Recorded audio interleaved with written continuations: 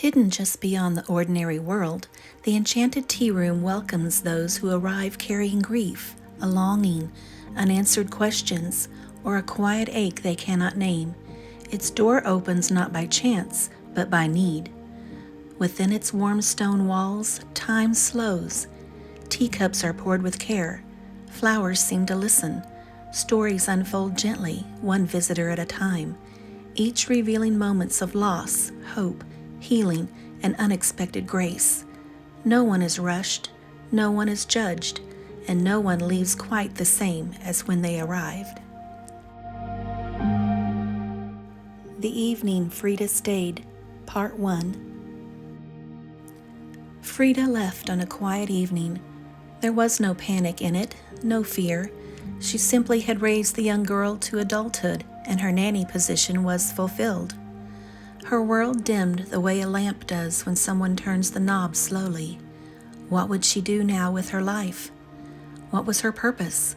She felt too old to be starting over again. On her way down the road to a boarding house, she noticed a stone path that she had never seen before.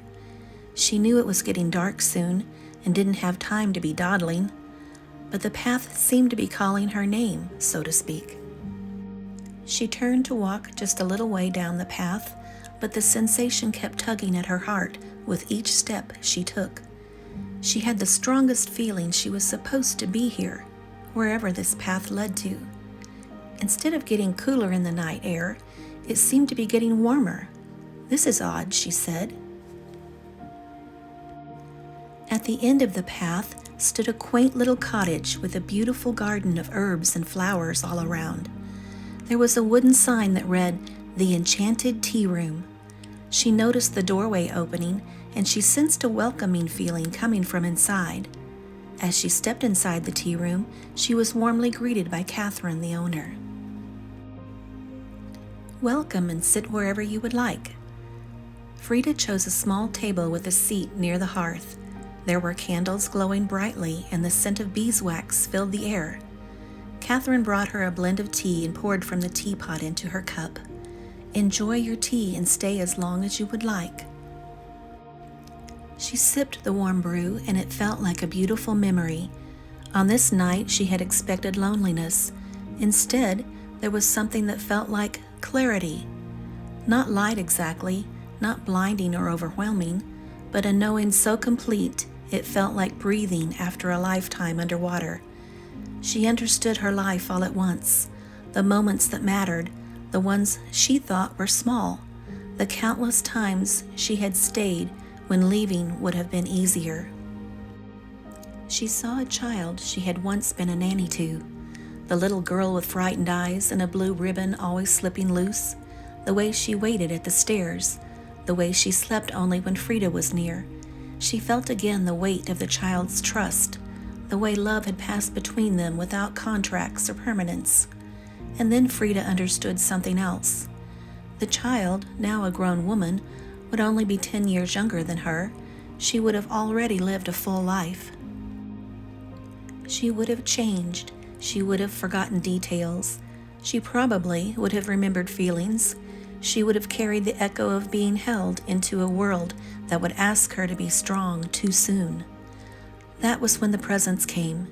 It did not arrive, it revealed itself, as though it had always been there, and Freda had simply learned how to see.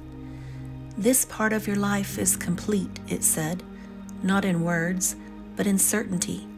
"But your way of loving is not finished." Freda felt no command in this, no obligation, only invitation. She was shown what rest could be, deep, eternal, and deserved. She was also shown what continuation would mean, not glory, not recognition, but attention, a staying with, a returning again and again to the fragile places of human lives. She was not shown every detail, she was shown moments, a wealthy woman in need of assistance as she traveled.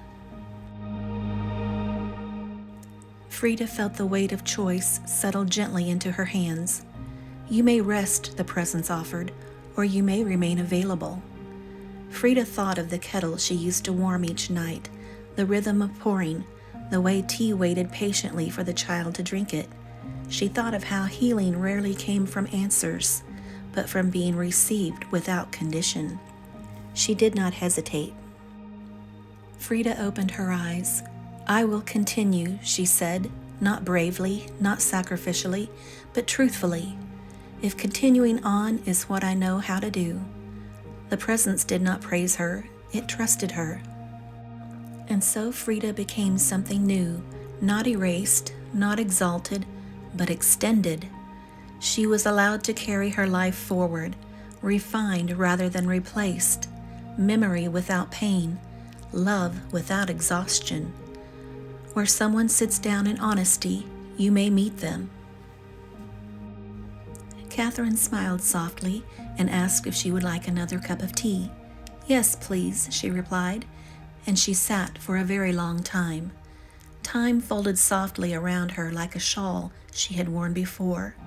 Something good was coming, because life, she had learned, does not always move on. Sometimes it stays. If this story brought you a moment of comfort, you're always welcome to come back. Like and subscribe so the Tea Room finds you again, and the Enchanted Tea Room will meet you here for part 2 of this story. Until next time, the kettle will be warm and the table will be waiting.